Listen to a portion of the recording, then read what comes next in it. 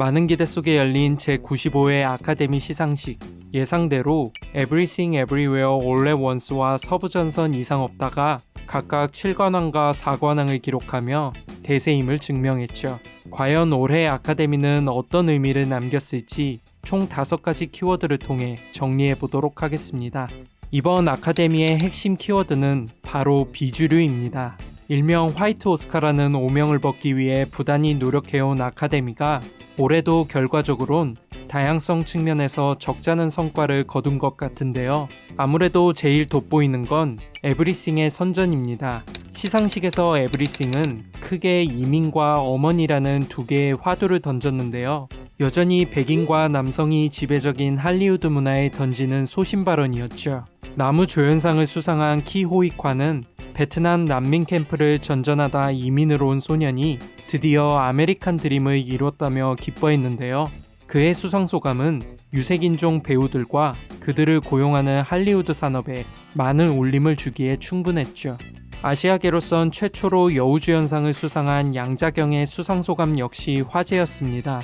특히 그녀는 어머니란 존재는 모두 영웅이며 그녀들이 아니었다면 그 누구도 오늘 이 자리에 없었을 것이라며 자신의 어머니에게도 깊은 존경을 표했죠. 에브리싱의 감독들인 다니엘스 역시 자신들을 멋진 스토리텔러로 키워준 건 바로 어머니였다며 그녀들이 보여준 희생정신에 깊이 감사한다는 수상소감을 남겼습니다. 이렇게 에브리싱의 7관왕은 이민자라는 정체성과 어머니라는 존재를 가슴에 새긴 이들이 얼마나 멋진 꿈을 이뤄냈는지 보여주는 것 같아 그 의미가 남다르게 다가오는 것 같습니다. 왕년의 스타들이 다시 정상에 오르는 모습도 이번 아카데미 시상식의 백미였죠. 미이라 시리즈로 스타덤에 오른 뒤 금세 잊혀진 스타 브랜든 프레이저와 8, 90년대 여성 액션 배우라는 이미지에 갇혀 할리우드에서 입지를 굳히지 못하던 양자경이 모두 나무주연상과 여우주연상을 수상하며 화려한 복귀를 신고했으니까요. 특히 브랜든 프레이저는 피폐해진 일상 속에서 데런 아로노프스키를 만나 연기 인생의 이막을 열 수 있었다며 울먹이기도 했습니다. 그의 말 한마디마다 인생의 험난한 굴곡에서 배운 무언가를 더 웨일 속 상처와 후회로 얼룩진 찰리라는 캐릭터에 녹여낸 노력이 느껴졌는데요. 어쩌면 그의 수상은 삶과 영화의 미묘한 경계 속에서 자신을 온전히 풀어낸 것에 대한 성취일지도 모르겠습니다. 양자경은 전성기가 지났다는 말은 절대 믿지 말라는 수상소감으로 많은 박수갈채를 받았습니다. 틀에 갇히지 않고 창의적인 도전을 이어갈 의지만 있다면 영광의 순간은 나이와 상관없이 찾아온다는 메시지로 많은 영화인에게 희망과 감동을 줬죠. 26년 전부터 좁은 입지와 부족한 기회 속에서 그녀가 묵묵히 쌓아온 연륜과 끈기를 상징하는 것처럼 말입니다. 올해의 시상식을 계기로 향후 아카데미가 재기에 성공한 배우들에게 오스카의 영광을 더 많이 선사할 것인지 한번 지켜볼 만한 부분인 것 같습니다. 시상식 전부터 서부전선 이상 없다의 저력은 유명했습니다.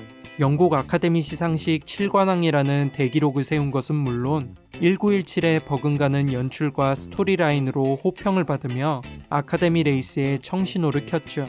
그럼에도 이 작품에 이변이라는 단어를 붙인 것은 다소 예상하지 못한 부문에서까지 수상을 휩쓸었기 때문입니다. 이번 아카데미에서 서부전선 이상 없다는 국제장편 영화상을 비롯해 촬영상, 음악상, 그리고 미술상을 거머쥐었는데요.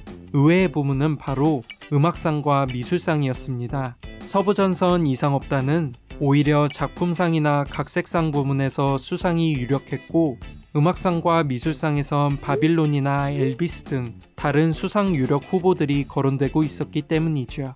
다소 의외의 결과이지만 서부전선 이상 없다가 높은 완성도를 자랑하는 만큼 서사의 분위기를 고조시키는 장대한 음악과 참혹한 전쟁의 현실감을 높여주는 미술 작업에 높은 평가를 준 결과로 보입니다.